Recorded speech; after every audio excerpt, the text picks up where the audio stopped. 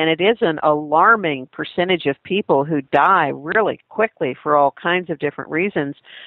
You have to do something with the bodies and actually have a meeting and figure out where the easiest place to dig, because they have to dig by hand now to put that many bodies just for the people that live in this small town. You can't just let them lay around in the street. And the staph and the E. coli and all of the different bacteria that we hear about once in a while on lettuce or radishes or carrots or something, it's going to be all over the place. Yes, sanitation is a huge issue. And again, if you think about it, today, with regular sanitation, if you get a cut or something like that, for the most part, it's just not that big of a deal in our modern society, because you take care of it right away. You could put a topical on it. You are going to continuously wash it. You're going to keep it clean. You're going to keep it, and if that didn't work and you get a little bit of an infection and you can't put something out, you can go to the doctor and they can take care of it. In these other situations, that's just not the case. And sanitation, when it comes to food, or water, if you think about it right now, if you were to, and I don't want to go too far into the unpleasantries, but if you were to have, diarrhea or something like that, that could make you have a very bad day in our current society. But the truth is, that could kill you if you were in an environment where, dehydration and these other types of issues, and you couldn't cure it with either medicine or, the other, and sanitation and the other ways that we correct that now. Dysentery and things like that these are all real things that people die with because of all over the world all the time, but we don't really think about them here. Well, while we're not talking about some things that are really things we shouldn't be talking about, and I'm referring to the book again, think about having ladies, when you have your monthly, visitation and you have to do something with that. How are you going to do it? What are you going to do? We're back to like the 1600s and whatever they did back then, and baby diapers, just babies. What are you going to do with all of that? Because there's nobody coming up and down the street picking up trash on every Wednesday morning. Again, along those same lines, what are you going to do with like childbirth? I can tell you, there are many people would die in childbirth if it weren't for the ability, the abilities of our hospitals and our doctors and things that we can do that you can't really always do on your own. And so, or a toothache. Take a toothache. If you had a really bad tooth, something like that. People who've had even a root canal. How would you deal with something like that? I think most people would pay anything when they have that kind of a problem. They go into a dentist. I'll do anything you want, just make it go away. That's how debilitating it can be. What if that's just not an option? And that's why there are books like where there are no doctors, where there are no dentists. There are books that kind of cover that. Right. And again, in the book, I think they only had one or two doctors in this entire, not just this little town, but anywhere in the surrounding area. I do a lot of work down in the southern tier of New York State, and especially in Allegheny County. And it's amazing how few doctors and dentists there are in some really remote rural areas that are mountainous. And I myself am right on the edge of that. So it's something to think about. They actually had the veterinarians come in, and they were treating people just right alongside the doctors.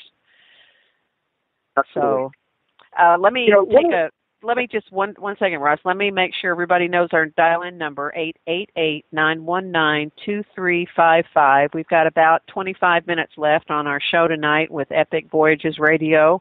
You're listening to InceptionRadioNetwork.com.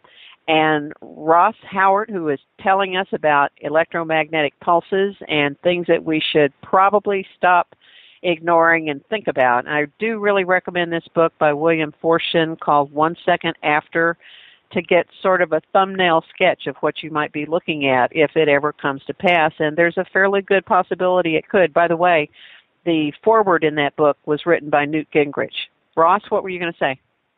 Well, first of all, I just want to say, absolutely, I agree with the book. And by the way, Newt Gingrich actually, we did this big conference in 2009, and he cut a video for us on this issue. He's been on this issue for a long time, and is a huge proponent of EMP protection. In fact, going into, if you guys remember the CNN debate right before last Thanksgiving. They were doing a national security debate, and the candidates were asked, what keeps you up at night? And Newt Gingrich came right out and said, electromagnetic pulse, something that would, take down our entire civilization. And he's stuck with that. In fact, he actually sent out a tweet over this incident with the storms, saying, this is a wake-up call, guys, and this is nothing compared to what you'd be facing if we had an EMP. And at that same conference, by the way, our keynote speaker was Mike Huckabee, and he came there, up in person. None of these guys, by the way, were paid to participate in what we did, and we brought in the world experts, and we had over 800 people show up for what was originally going to be a small technical conference. We had delegations from South Korea and from Europe and from Africa and Australia, and people from all over the world and all over the country, including almost all of the three initial agencies, even the ones that are no such agency, for example. Mm-hmm. And this is something that it's deadly serious, and it's something that we can do something about, as I had said. Now, another group that showed up to that conference was National Geographic, and so we actually helped work on that Electronic Armageddon DVD that you had mentioned. It was a special that came out after we did our conference. We worked on it in part with them in the fall into the spring, and then it came out in the summer. And again, I thought, thousands and thousands of copies of that, and give them away as part of our educational campaign. And I highly recommend that as a primer.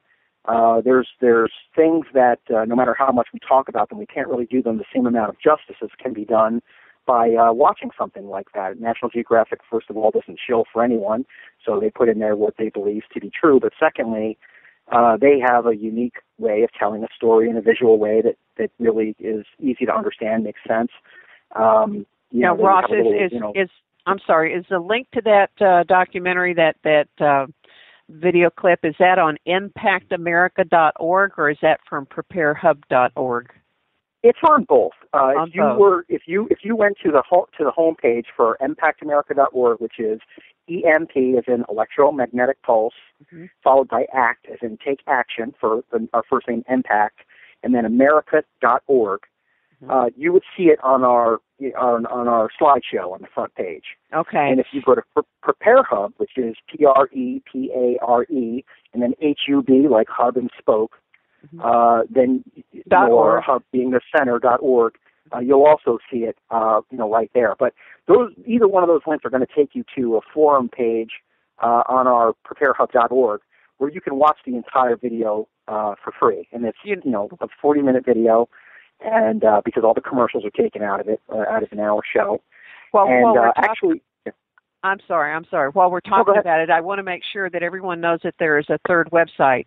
There is a website, EMPact Radio, EMPACT radio.org, and that is a weekly radio talk show that Ross has, and he's got, about 110 archived webcasts there now? Yes, absolutely. And can you tell us some of the people that you've talked to and what some of the topics were? Sure. First of all, just about everybody who's had anything to do with the EMP Commission has been on there, from Dr. Graham, who headed it up, to Dr. Foster, who is the executive director. Dr. Peter Pry co-hosted that show for a long time. He was a senior science advisor for the EMP Commission. John Kappeman, who was their, he's essentially the world expert on solar storms. Dr. George Baker, who both was he was a senior science advisor for the EMP Commission. He's probably the foremost expert on the physics of it. He basically is the father of the military standard for EMP protection, 188.125, and many others, including other than John Kaplan, Bill Radasky of Meditech, who's the Lord Kelvin Medal winner of electromagnetic physics. And then we also cover the preparedness side. So we have people on there like James Wesley Rawls, who runs survivalblog.com, which is, I think probably the country's largest and most popular survival preparedness site, to many others. The list goes on and on. National heroes. We also have things on there that cover For example, what goes on with Iran and North Korea and rogue states that there are EMP concerns about, including, I mean, really almost straight from the horse's mouth. We have a gentleman associated with our group by the name, it's a fake name, but it's what he goes by, Reza Khalili.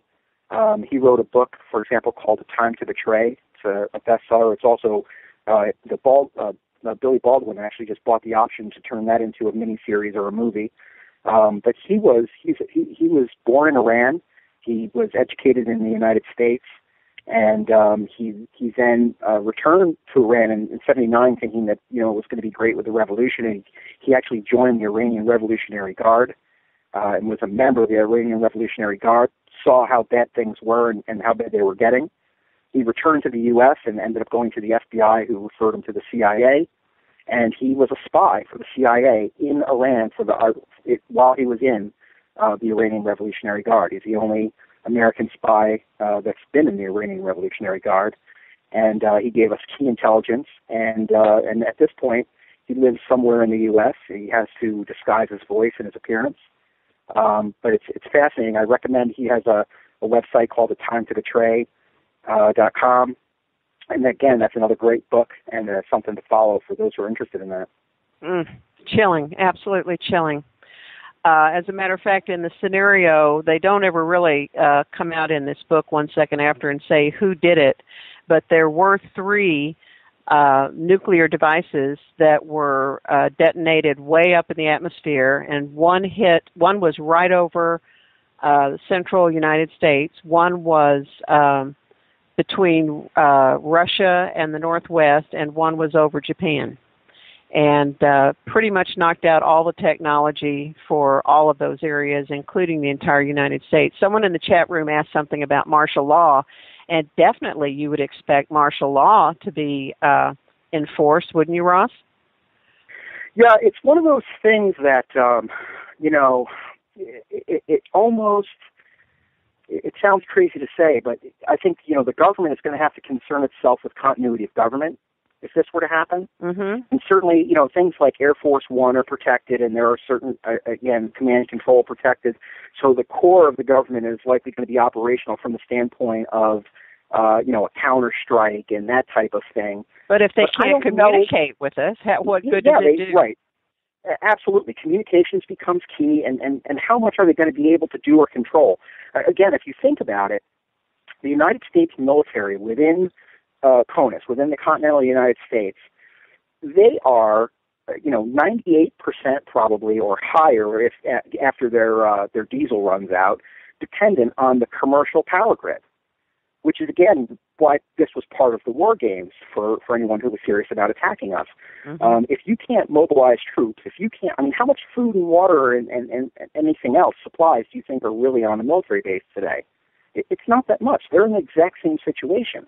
So they have to concern themselves, with continuity of government issues, and they're probably not going to have a lot of time to deal with regular citizens. Now, there's been suggestions by people that we should change that. We should, first of all, go back more to a civil defense kind of standpoint. We should also have it so that military bases can be bastions that could help citizens in a serious disaster.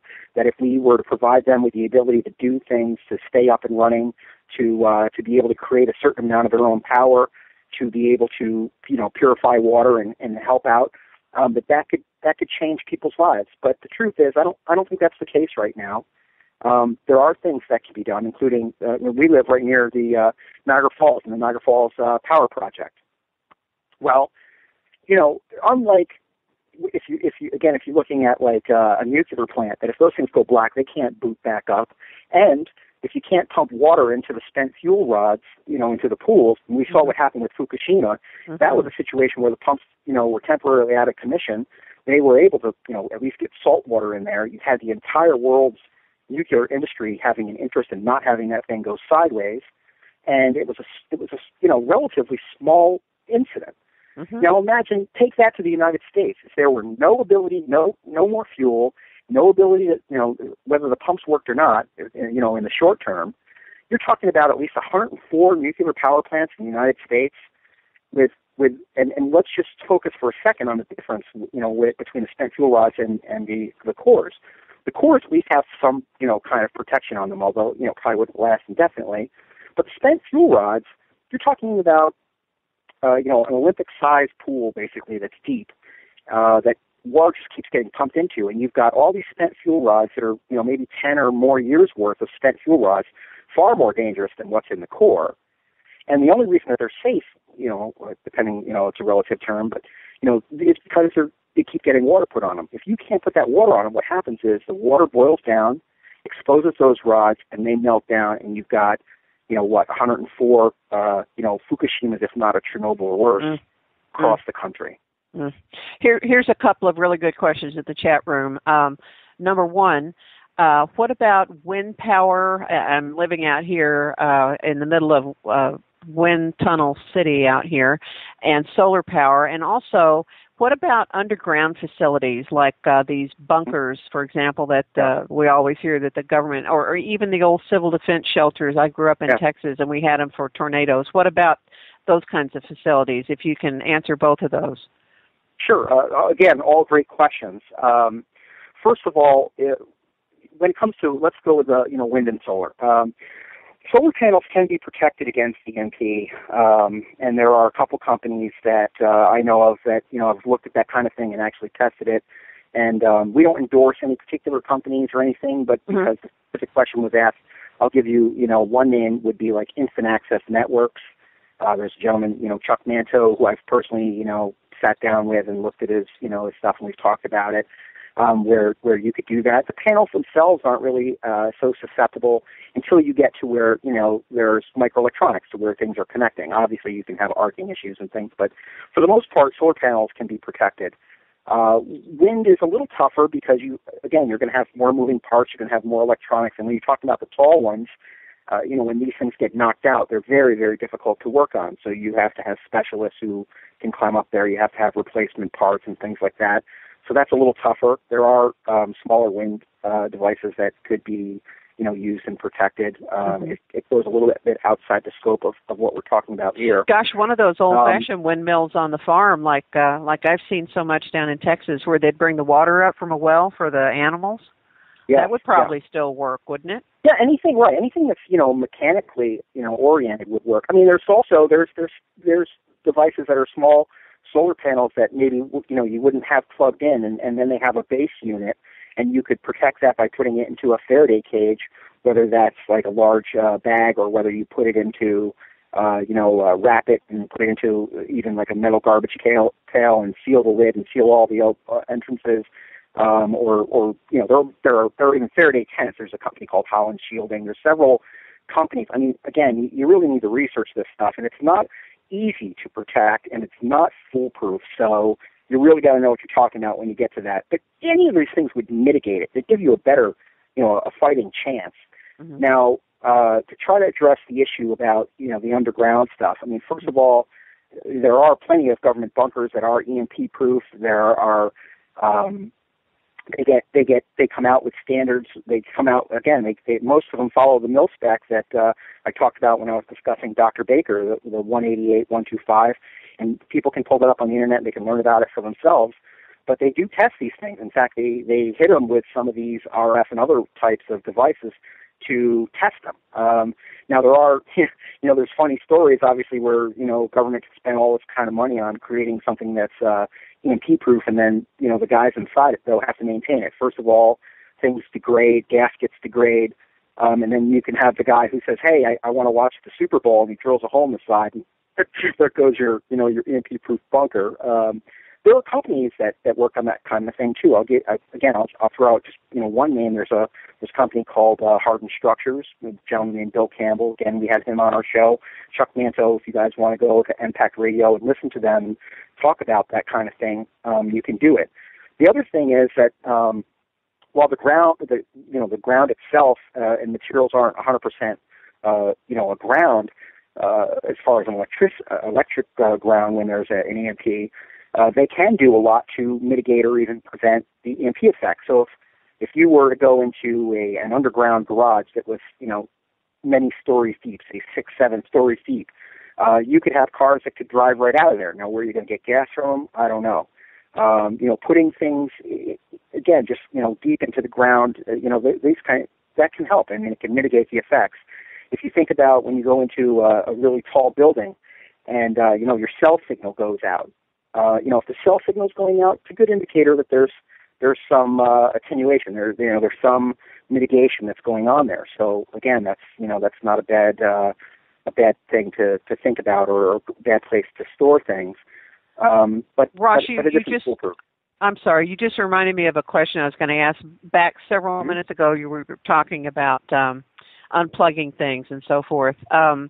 If you had a cell phone and it happened to be turned off, it's not going to matter, is it? I mean, if there's an EMP, it will still fry the cell phone, right?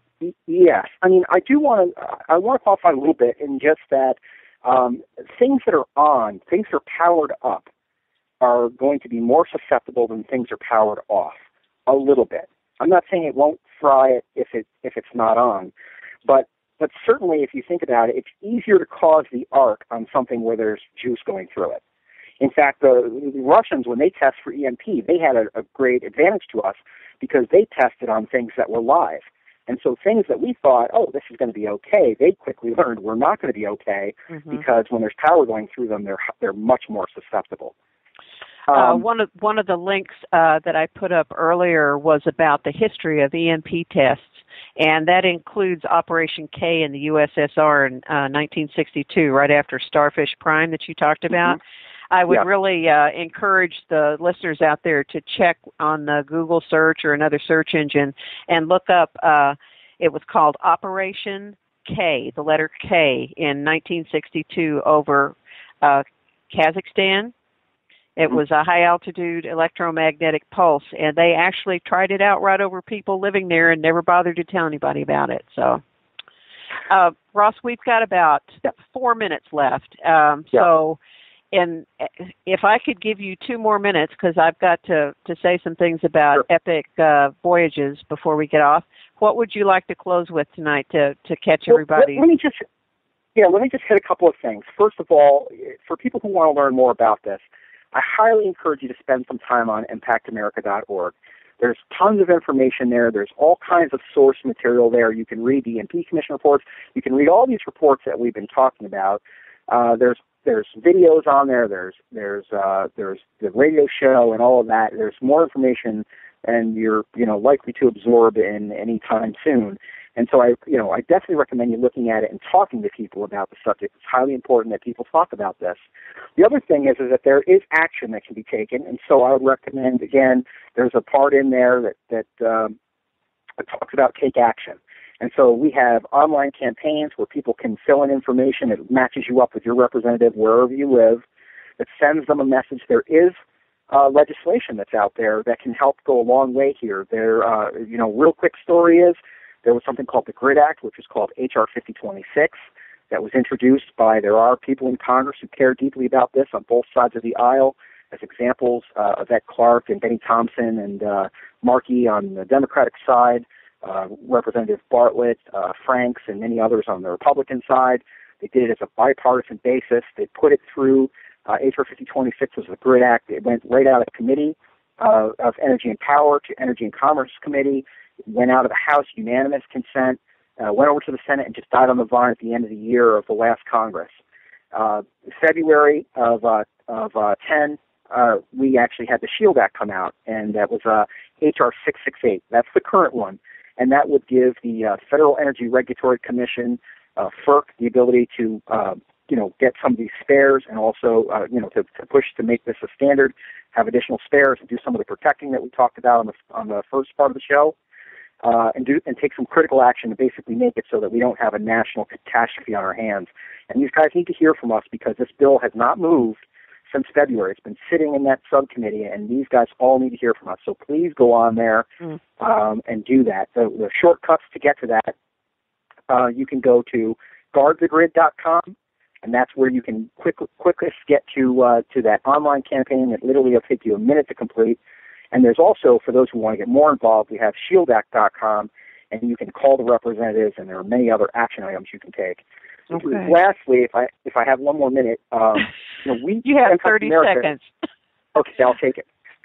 EMPact America didn't sell anything at all for the first 3 years that we were in business, and as an organization, and that's because we didn't want there to be any doubt about why we do. But so many people asked us to do it that we did create preparehub.org, where we have all the information about preparedness. We also put on a citizens exchange, where people can, once you're signed in as a member, you can very, very affordably buy the things that you would need to survive in any kind of an emergency, including something like a catastrophic EMP or solar event. We also have state chapters and tons of other community service type stuff on there, so please check out preparehub.org. That's wonderful. Everybody, you really need to check out those websites that we've mentioned. And we are just absolutely running out of time. I want to do a couple of things here. First of all, Ross, thank you so very, very much for your time tonight. And, you're welcome. And again, thank you for having me. When we talked earlier, I told him, it's quite possible that this is too much to do in one show. So I would encourage everybody out there listening, if you want to, go to the EPIC website, which is epicvoyagers.com, EPICVOYAGERS.com, and let us know. Give us some kind of a word if you would like for us to continue this on a second show and talk more about preparedness.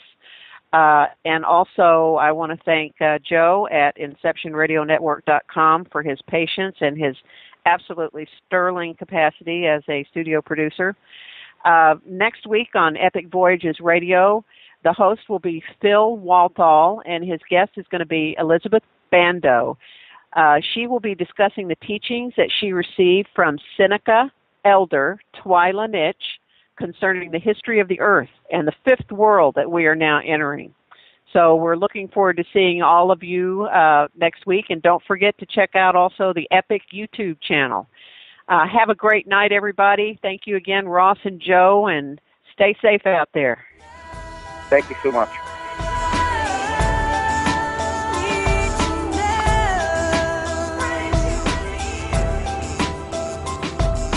Thank you for being with us tonight. Please join us again next Monday evening for Extraordinary Phenomena Investigations Council's Epic Voyages.